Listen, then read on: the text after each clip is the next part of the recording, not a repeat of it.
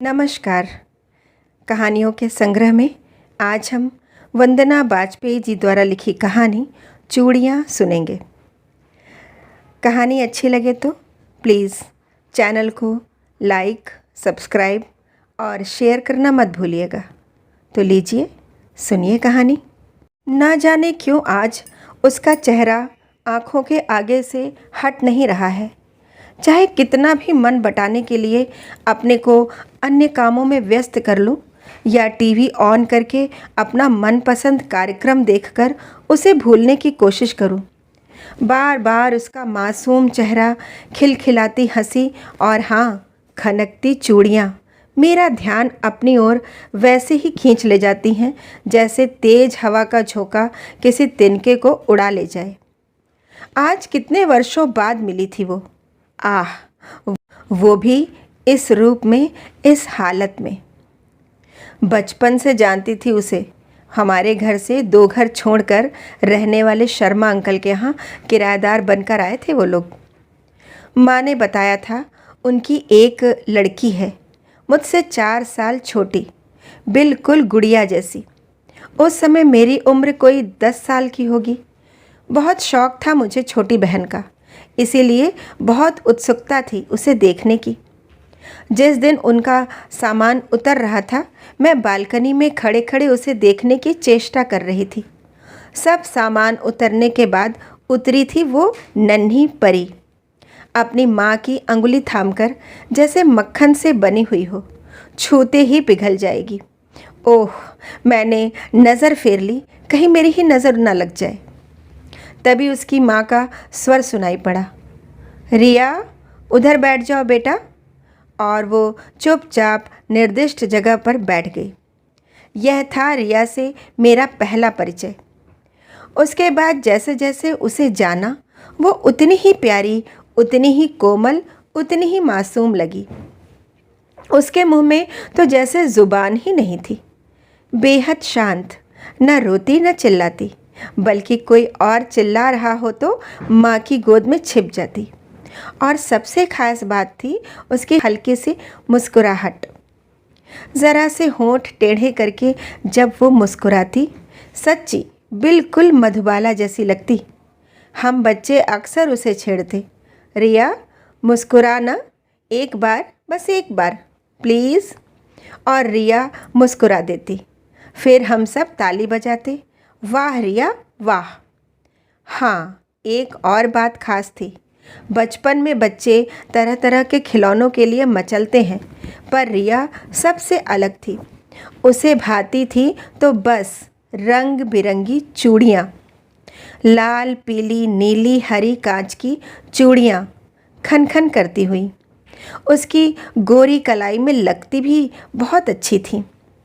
कांच की चूड़ियों की खनखन के स्वर उसे इतने अच्छे लगते थे जैसे किसी ने सितार के 7 तार छेड़ दिए हों।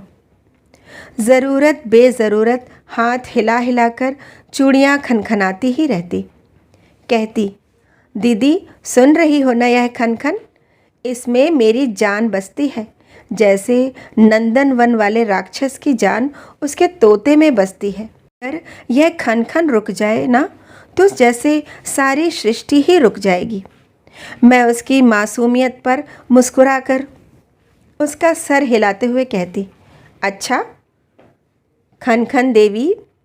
वह जब भी बाजार जाती चूड़ी का डिब्बा ज़रूर लाती।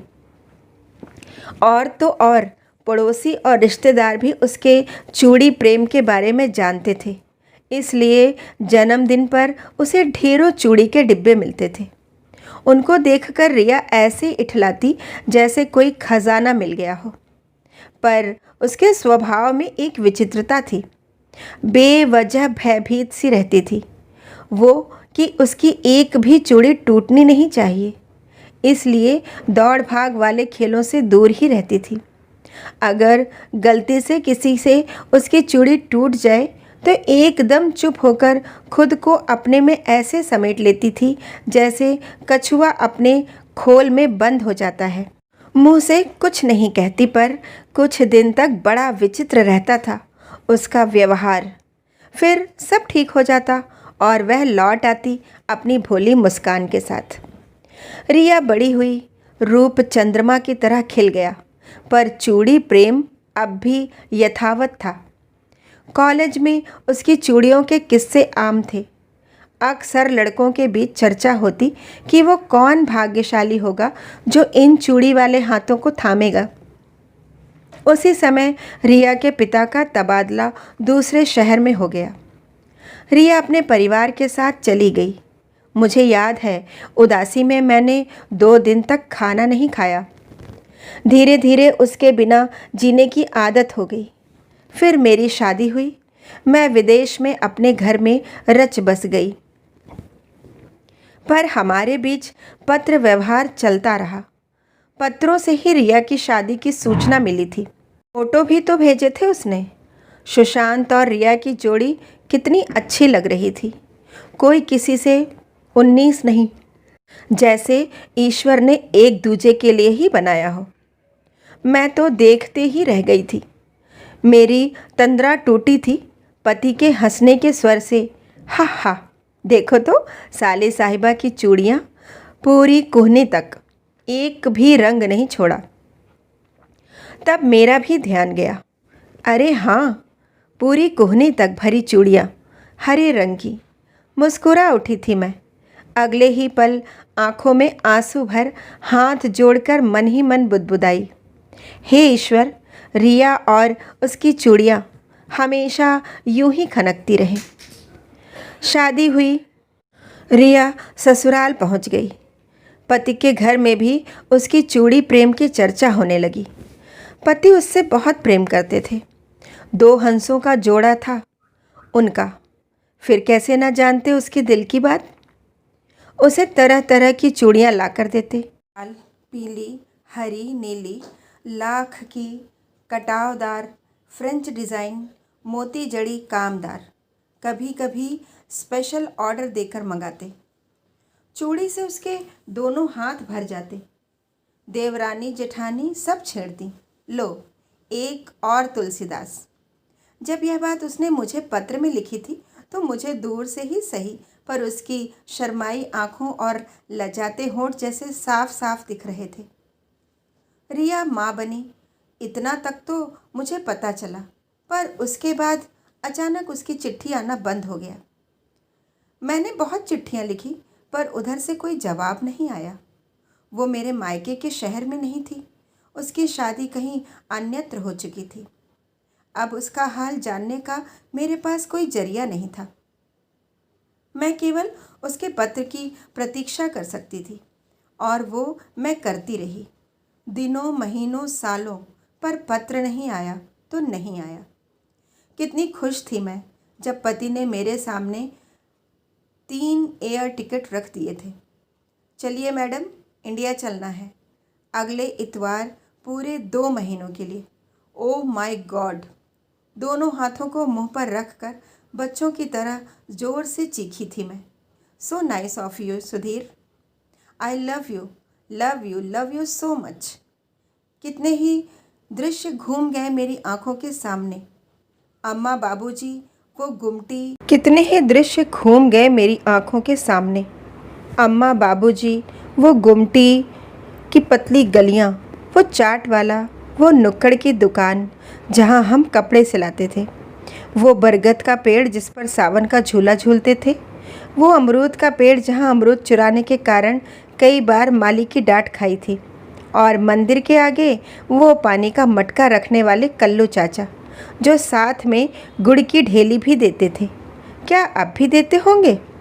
और रिया, क्या मिल पाऊंगी उससे? क्यों मेरे खतों का जवाब नहीं देती है? कहाँ है, कैसी है? हे राम, सब ठीक हो, इस ख्याल के साथ ही मेरी खुशियों के चंद्रमा को जैसे भय के किसी स्याह बादल ने ढक लिया हो। पापा, हम ताजमहल भी देखेंगे।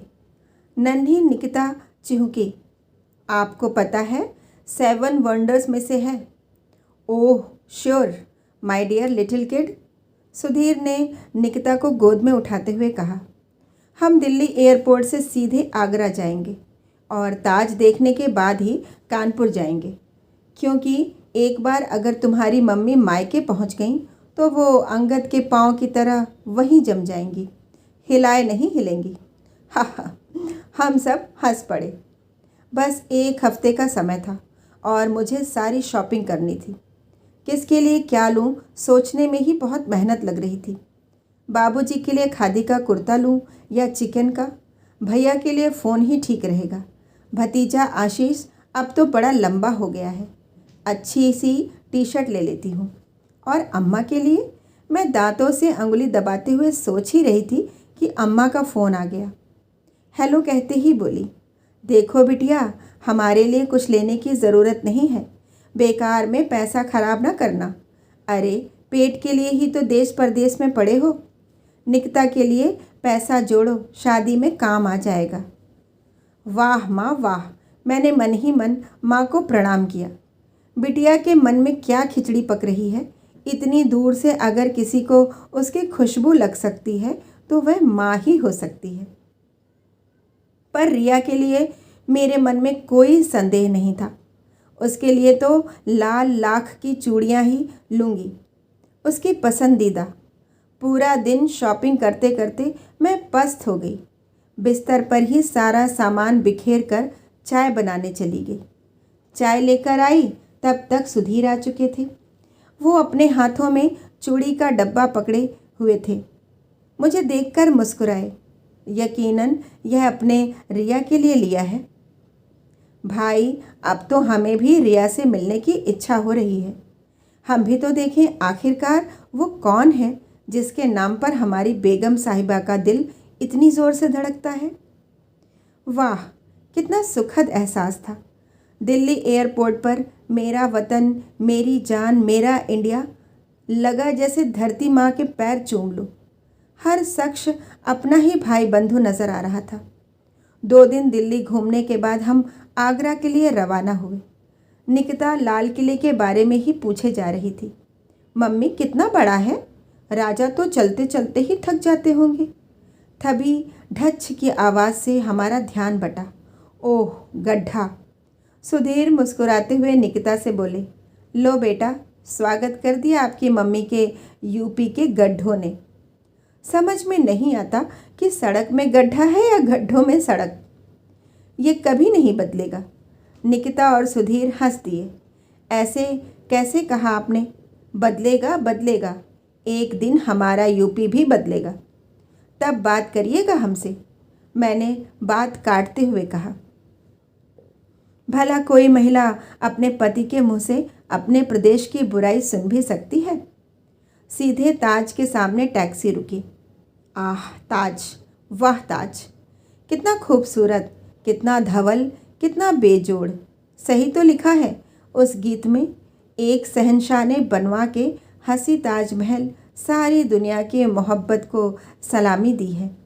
और हम तीनों ने अपने अपने मोबाइल से एक एक लम्हे को कैद करना शुरू किया।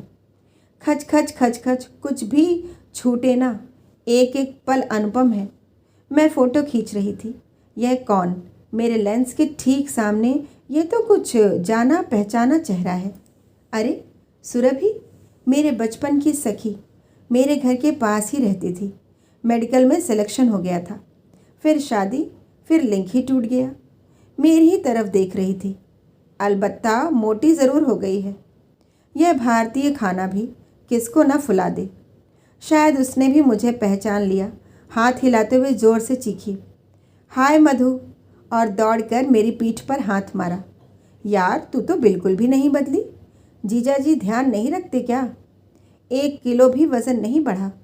अरे नहीं रे, ज़रूरत से ज़्यादा ध्यान रखते हैं।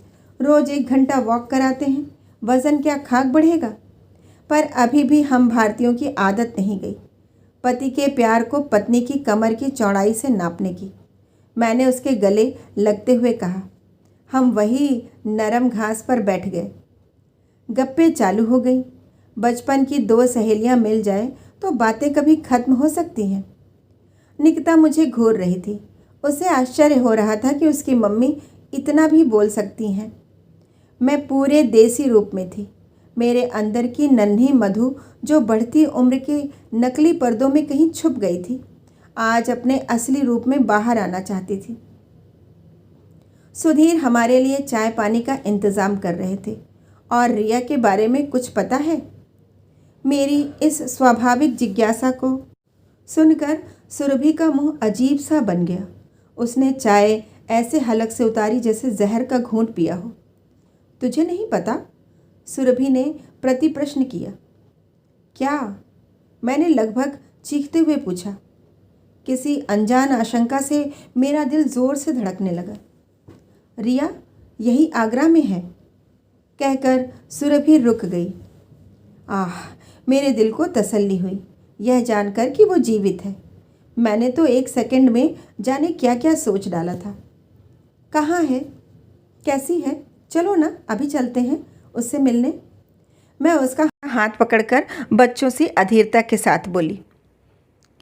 वो पागल खाने में है, सुरभि फुसफुसाते हुए बोली। क्या? मैं ज़ोर से चीखी। क्या कह रही हो तुम? नहीं, ऐसा नहीं हो सकता। मेरी आंखों के आगे अंधेरा छा गया। सुधीर ने मुझे थाम न लिया होता तो शायद मैं चक्कर खाकर गिर जाती। मेरे नेत्र गीले थे। बचपन की रिया की हर स्मृति मेरी आंखों के आगे तैर रही थी। यह सब कैसे हुआ सुरभि? कैसे? प्लीज़ बताओ, प्लीज़। कान वो सुनना चाहते थे जिसको सुनने के लिए मन बिल्कुल तैयार न था। क्या बताऊं? नारी जीवन, सुरभि ने लंबी सांस लेते हुए कहा। यही मथुरा में ही हुई थी रिया की शादी और मैं आगरा में डॉक्टर बनकर आई थी। जब रिया के बारे में पता चला तो मैं पहुंच गई उससे मिलने। लंबी बातें हुई। 45 मिनट की दूरी अक्सर मिलना जुलना हो जाता था। तुम्हारी भी बातें होती थी। बहुत खुश रहती थी वो। इतना तो तुझे पता ही है, रिया के 2 बच्चे हैं। पति भी बहुत प्यार करते थे। जीवन हंसते खिलखिलाते हुए सामान्य गति से आगे बढ़ रहा था। पर विधाता को कुछ और ही मंजूर था। सावन का महीना था। रिया का सोमवार का व्रत था। घर में पूजा की तैयारी हो रही थी। लाल साड़ी, लाल महावर और लाल चूड़ियों में रिया का रूप देखते ही बनता था। तभी वो अशुभ खबर आई, सुशांत के कार एक्सीडेंट की। सब कुछ जैसे रुक गया हो। मुझे जैसे ही खबर लगी झट पहुंची थी मैं। कि वो दर्दनाक चीखें आज भी मेरे कानों में गूंज रही हैं। कितना बेबस होता है इंसान मृत्यु के आगे। कैसे छीन के ले जाती है मौत एक साथ कई जिंदगियां। एक का मरना दिखता है, बाकी का नहीं। असमय ही उसके पति की मृत्यु ने तोड़ कर रख दिया था उसे। आंसू थे कि थमने का नाम नहीं लेते थे। कुछ होश कहाँ था उसे, न कपड़ों का, न बालों का और न बिंदिया का। पर चूड़ियाँ, वो तो तब भी टुकुर टुकुर उन्हें ही ताका करती थी। कभी धीरे से सहलाती, कभी आंसुओं से भिगोती। आह, शोक, शोक, महाशोक। गमी के 13 दिन कछुए की रफ्तार से तड़पते तड़पते आगे बढ़ने लगे। फिर आया 9 बार का दिन जब उसकी चूड़ियाँ तोड़ी जानी थीं। घर में औरतों की भीड़ थी। सबकी आंखें नम थीं। कुछ को जाने वाले का गम था। कुछ इतनी भयभीत हो रही थीं कि विधाता उन्हें ये दिन न देखना पड़े कि उनकी चूड़ियाँ तोड़ी जाएं। और कुछ उनकी आंखों में मगरमच्छ के आंसू थे। वह यह देखने आई थीं कि रूप की महारानी रिया चूड़ियाँ टूटने के बाद दिखती कैसी है। रिया का आखिरी बार श्रृंगार किया जा रहा था। महावर, सिंदूर, आलता, लाल साड़ी, लाल चूड़ियाँ पहनाई जा रही थीं। मिटाने के लिए, धोने के लिए, तोड़ने के लिए। रिया की आंखें नम थीं, होंठ कांप रहे थे। एक नारी पर अत्याचार करने के लिए एक भुक्तभोगी दुखियारी विधवा नाउन आ गई थी। एक एक करके अत्याचार शुरू हुआ। रगड़ रगड़ कर पोंछ दिया गया सिंदूर। बिंदिया उतार कर फेंक दी गई। लाल साड़ी और बांध दिया गया रंगहीन जीवन में जिंदा ही सफ़ेद साड़ी का कफन। सुबकती रही रिया। और फिर चूड़ी तोड़ने के लिए नाउन ने जैसे ही हाथ बढ़ाया, रिया का हाथ पकड़ लिया। एक अजीब सी सिहरन रिया के सर से पैर तक दौड़ गई। जीवन भर चुप रहने वाली रिया में न जाने कहाँ से इतनी शक्ति आ गई और उसने झटके से अपना हाथ अलग कर लिया। चिल्लाकर बोली, नहीं तुड़वानी मुझको चूड़ी, नहीं नहीं। क्या सिर्फ किसी स्त्री के अपने पति के प्रति प्रेम का पैमाना है यह चूड़ियाँ, जिसमें तोले जाते हैं सिर्फ सुहागन रहने के वर्ष, उस रिश्ते के लिए जिसे जन्म जन्मांतर का कहता है समाज? नहीं, ये स्त्री के स्त्रीत्व का प्रतीक है। ये कांच उसके मन की कोमल भावना का प्रतीक है। ये खन खन स्त्री के विभिन्न रिश्तों को एक सुर में एक साथ बांधने का प्रतीक है। इसका गोल आकार समस्त सृष्टि को एक स्त्री की कलाई की धुरी पर संभाले रखने का प्रतीक है। क्यों तोड़ते हो इन्हें? क्या इसलिए कि एक स्त्री को हर पल होता रहे यह एहसास कि एक कमी है उसके जीवन में, और तिल तिल कर जलती रहे अपनी सूली कलाई की चिता में, और उससे झुलसते रहे निरपराध बच्चे जो जब जब अपनी माँ की सूनी कलाई देखें तो हर निवाले के साथ उन्हें एहसास हो अपने अनाथ होने का। एक दुखी लाचार निर्दोष को यह दंड किस लिए? क्या इसलिए कि एक स्त्री का शोषण करने में कोई कसर नहीं रखना चाहता यह समाज, या डरता है एक स्त्री के सौंदर्य से कि कोई पुरुष इस पति विहीन स्त्री के प्रति आसक्त न हो जाए? पुरुष के अपराधों के लिए कब तक एक स्त्री सजा पाती रहेगी? आखिरकार कब तक? पता नहीं क्या क्या बोलती जा रही थी बदहवासी की हालत में। फिर रिया अपनी चूड़ियाँ खनखनाते हुए अंदर चली गई। भीड़ में सुगबुगाहट होने लगी। क्या औरत है, छी छी, पति को गए 4 दिन भी नहीं हुए और चूड़ी के प्रति इतनी आसक्ति। अरे किसके लिए सजना है, किसे रिझाना है? ऐसी औरतें औरत नहीं कुतिया होती हैं जो पराई थाली में मुंह मारना चाहती हैं। क्या समझा था इसे? यह तो कुल्टा निकली, कुल्टा। हे भगवान, नरक में भी जगह नहीं मिलेगी।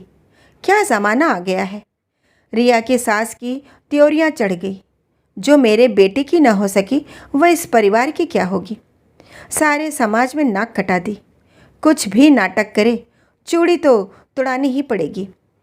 रिया की माँ ने उसकी सास के हाथ जोड़ लिए। अभी छोड़ दें, मानसिक स्थिति ठीक नहीं है, धीरे धीरे खुद उतार देगी सब चूड़ियाँ, पर ऐसे तोड़ो नहीं, अभी घाव ताज़ा है, नहीं सह पाई शायद। उसकी मनः स्थिति समझ लो, आप तो बड़ी हो। कहते कहते वो फफक उठी। मैंने भी बेटा खोया है, पर यह तो हर विधवा औरत के साथ किया जाने वाला रिवाज है। यही कोई अनोखी है क्या? नहीं, अपने परिवार मान्यताओं पर उसकी मनः स्थिति समझने का नाम पर मैं कीचड़ नहीं उछलने दूंगी। क्या सोच रहा होगा मेरा बेटा ऊपर से? कहते हुए रिया की सास रो पड़ी। रिया के कमरे में परिवार के पुरुष गए। किसी ने हाथ पकड़े, किसी ने पैर, मुंह में कपड़ा ठूस दिया गया। नाउन ने चट चट करते हुए सब चूड़ियाँ तोड़ दी। उसे अधमरी सी हालत में छोड़कर सब चले गए। उसके मन के संभलने की, मनः स्थिति को समझने की किसी ने ज़रूरत महसूस नहीं की। और क्यों करें? मन कहाँ होता है औरत के पास जिसे कोई समझे, थोड़ा स्नेह दे, थोड़ी मोहलत दे। उसके बस 2 ही रूप जानता है समाज, देह या कठपुतली, जिसे नचाना है परंपराओं के आगे बिना सोचे, बिना रुके, बिना थके। सब संतुष्ट थे कि चलो 9 बार के दिन चूड़ी तोड़ने का रिवाज तो पूरा हुआ, नहीं तो पता नहीं क्या अपशगुन हो जाता। पर उसके बाद किसे शांति मिली, किसे नहीं, पता नहीं। पर रिया वो पत्थर हो गई। सूनी पथराई आँखें न फिर कभी रोईं, न हंसी, न हिली, न डुली, गहन गंभीर। 2-4 दिन तक तो किसी का ध्यान नहीं गया। फिर लगने लगा कि कहीं कुछ तो गड़बड़ है। डॉक्टर को दिखाया तो पता चला नर्वस ब्रेकडाउन है। ऐसे मरीज के लिए जिस प्रकार के वातावरण की ज़रूरत होती है उसे रिया के ससुराल वाले कहाँ दे सकते थे, बल्कि पागल पागल कहकर पीछा छुड़ाने के लिए मायके पटक आए। माँ से भी कहाँ संभली। आस पड़ोस वाले आकर पता नहीं क्या क्या कहकर चले जाते। बच्चों की भलाई के लिए माता पिता ने उसे आगरा पागल खाने भिजवा दिया। कहते कहते सुरभि रो पड़ी। मैं संज्ञा शून्य सी बनी सब सुन रही थी, या शायद एक हिस्सा सुनने के बाद मैंने कुछ सुना ही नहीं, या सुनना ही नहीं चाहा, या समझा नहीं, या समझते हुए भी समझना नहीं चाहा। पर जब मैं वापस अपने होश में लौटी तो मैं सुधीर के सीने से लगी हुई थी। उसकी कमीज मेरे आंसुओं से तरबतर थी। सुधीर मेरे बालों में धीरे धीरे अपना हाथ फेर रहे थे। मैंने और कस के सुधीर को पकड़ते हुए कहा, नहीं सुधीर, यह नहीं हो सकता। रिया, मेरी रिया, मैं रिया से मिलना चाहती हूँ, एक बार। शायद। सुरभि मेरी बात काटते हुए बोली, क्या फ़ायदा, इतने साल हो गए, अब तो डॉक्टरों ने भी उम्मीद छोड़ दी है। मैंने सुधीर को हिलाते हुए कहा, मुझे जाना है सुधीर, मुझे जाना है। सुधीर, मुझे रिया से मिलने जाना है। सुधीर ने हाँ में सर हिलाया। मैं सुरभि के साथ आगरा पागल खाने की तरफ चल पड़ी। सुधीर निकिता को ले होटल चले गए। मासूम बच्चे को जीवन की विडंबनाओं से दूर रखने में ही हमने भलाई समझी। ऑटो तेजी से चल पड़ा और उससे भी ज़्यादा तेजी से चल पड़े मेरे विचार। कैसे देखूंगी उसे? क्या मैं सह पाऊंगी? क्या वो मुझे पहचान पाएगी? लीजिए मैडम, आ गया पागल खाना, 70 रुपये बनते हैं। मैं 100 का एक नोट ऑटो वाले को देकर कीप द चेंज कहकर आगे बढ़ गई। सुरभि की वजह से हमें अंदर जाने की परमिशन मिल गई। बड़ी ही विचित्र दृश्य था अंदर का। यह थी पागलों की दुनिया। इस दुनिया के अंदर एक अलग दुनिया, जीवित रहते हुए निर्जीव, समाज में रहते हुए भी बहिष्कृत, लगातार बोलते हुए भी शब्दों के एहसासों से परे। हर किसी का अपना दर्द, अपनी घुटन, अपनी कहानी, अधूरी कहानी जो आगे बढ़ नहीं पाई, और कैद हो गई जिंदगी एक अधूरी कहानी में। मुझे दिख रही थी ढेर सारी औरतें, बेतरतीब बाल, बेतरतीब वस्त्र, बेतरतीब जीवन। कुछ के फटे कपड़े देख मैंने टोका, ऐसा क्यों? परिचारिका ने बताया, मैडम जी, फंड्स की कमी है, पागल खानों को कोई दान भी नहीं देता, कहाँ से लाए नए कपड़े? एक औरत हंस रही थी बेतहाशा, विभत्स, अट्ठास, जैसे कहना चाहती हो, आओ समाज के ठेकेदारों, आओ। बहुत चुभती थी ना मेरी हंसी। लड़की हंस नहीं सकती, दांत ना दिखे महाभारत हो जाएगी। अब रोको मेरी हंसी। मेरी आंखों में आंसू आ गए। हाँ, शायद यही वो अवस्था है जहाँ लड़की खुलकर हंस सकती है। कुछ औरतें रो रही थीं। क्या बेवजह? नहीं नहीं, वे डुबाना चाहती थी पूरी सृष्टि को, इतना, इस कदर कि अब की मनु भी न बचे। एक औरत मेरे पास आई, मैडम जी, मैडम जी, मुझे यहाँ से निकालो, मैं पागल नहीं हूँ। मेरे पति को दहेज के कारण दूसरी शादी करनी थी, इसी कारण यह प्रपंच रचा है। मायके वाले मेरा खर्च नहीं उठा चाहते थे, बस यहाँ लाकर पटक दी गई। मैं सब पढ़ लेती हूँ, सब हिंदी, अंग्रेज़ी, सब, कहकर उसने अंग्रेज़ी में बोलना शुरू किया। यह रेखा, निधि, सीमा भी पागल नहीं है, बस पागल करार दी गई हैं। मैं सोच रही थी, हाँ, शायद यह पागल नहीं है, पर वाह रे विधाता, पति और पिता द्वारा ठुकराई गई नारी के लिए बस 2 ही दरवाजे खुलते हैं। एक वह जहाँ तन कैद हो जाता है, एक वह जहाँ मन कैद हो जाता है। तभी परिचारिका उसे मेरे पास से खींचकर ले गई, पर वो चीखती जा रही थी, मैडम जी, मुझे यहाँ से बाहर निकालो, मैडम जी। मेरे हर धड़कन में उसकी चीख नश्तर की तरह चुभ रही थी। फिर भी मैं उसे अनसुना करने का प्रयास करते हुए आगे बढ़ रही थी। मेरी नज़रें चारों ओर रिया को खोज रही थी। अचानक मुझे दिखी सबसे अलग, सबसे शांत, नीरव, निस्तब्ध सी आँखें, जिसमें डूबा हो दुख का समुंदर। चुपचाप जैसे ढूंढ रही हो कुछ शून्य में, शरीर, आत्मा, विचार सबसे परे, न जीवित न निर्जीव। मेरी आंखें छलक गईं। मैंने आगे बढ़कर उसके दोनों गाल अपने हाथों में ले लिए। उफ, यह क्या? जैसे मृत शरीर को छुआ हो। न कोई सिहरन, न कोई संवेदना। मैं वहीं बैठ उसी अवस्था में रोती रही। मन चीख चीख कर कहता, ए रिया, मुस्कुराना। क्या फिर से वो होंठ टेढ़े करके मुस्कुराएगी मधुबाला की तरह?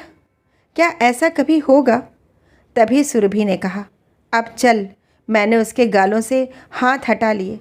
पता नहीं रिया ने मुझे पहचाना या नहीं, पर उसने अपनी दोनों कलाई मेरी गोद में रख दी, जैसे कह रही हो, देखो दीदी, तुम्हारी रिया की एक एक चूड़ी टूट गई है। अपना मन वहीं छोड़ मैं घर आ गई। विचारों की श्रृंखलता में डूबते उतरते हुए मैं वर्तमान में लौट आई। मैंने टीवी ऑफ कर दिया और दोनों हाथों से मुंह ढककर रोने लगी। सुधीर ने आकर मेरे हाथ हटाए और लाल चूड़ियों का डिब्बा मेरे गोद में रख दिया। फिर धीरे से बोले, जाओ, रिया को पहना दो। यह गलत है, पाप है सुधीर।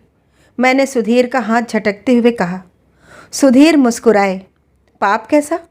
यह रिवाज के खिलाफ है, परंपरा के विरुद्ध है। एक विधवा यह कांच की चूड़ियाँ नहीं पहन सकती। मैंने तर्क देते हुए कहा। कैसी परंपरा, कैसा रिवाज? सुधीर ने प्रति प्रश्न करते हुए कहा। क्या कोई परंपरा इंसान को इस हालत में पहुंचाए जाने की हद तक निभाना ज़रूरी है? क्या परंपरा इंसान से बढ़कर है? पर समाज। मैंने अपना वाक्य जानबूझकर अधूरा छोड़ दिया। सुधीर मेरा हाथ अपने हाथों में लेते हुए बोले, किस परंपरा और किस समाज की बात कर रही हो? इसी समाज में पहले परंपरा थी सती प्रथा की, जहाँ जिंदा औरत अपने पति के शव के साथ जला दी जाती थी। बाल विवाह की, जहाँ कई बच्चियाँ अपने पति की शक्ल देखे बिना, शादी का मतलब जाने बिना विधवा होने पर मथुरा या वृंदावन के आश्रमों में पहुँचा दी जाती थी, एक बेबस लाचार जीवन जीने के लिए। राजा राम मोहन राय ने जब इनके विरुद्ध जन जागरण का कदम उठाया होगा, तब भी लकीर के फ़कीर समाज ने बहुत शोर मचाया होगा।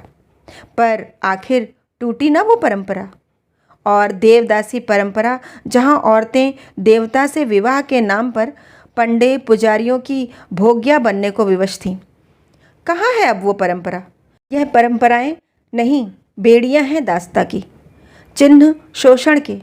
इसकी शिकार महिलाएं या तो ढोई जाती हैं बोझ की तरह भाइयों के द्वारा, या अभिशप्त होती हैं किसी देवालय पागलखाने में जीवन मात्र काटने को। जीवन साथी का खोना एक बहुत दुख की बात है, स्त्री पुरुष दोनों के लिए। पर एक दुखी स्त्री से जीवन के सब रंग छीन लेना क्या उचित है? जाओ मधु, जाओ, रिया को चूड़ियाँ पहना कर आओ। शायद उसके जीवन का संगीत फिर खनखना उठे। शायद वो ठीक होकर फिर से एक नए जीवन की शुरुआत कर सके, फिर से जी उठे। या शायद इस तरह तो न मरे। उठो मधु, हिम्मत करो, शुरुआत करो, बदलेगा इतिहास। धीरे धीरे, मौन रहकर ही सही, पर बदलेगा। मैंने आंसू पोंछकर सुधीर से चूड़ियों का डिब्बा ले लिया और चल पड़ी। ऑटो, पागलखाने। मैं ऑटो में बैठ गई। धचाक। अरे यह क्या? मैडम जी, सड़क में बहुत गड्ढे हैं। मैं चूड़ी के डब्बे की तरफ देखकर मुस्कुराई। धक्का तो लगेगा ही। इतिहास करवट जो बदल रहा है, यही उसके दस्तक है। कहानी सुनने के लिए बहुत बहुत धन्यवाद।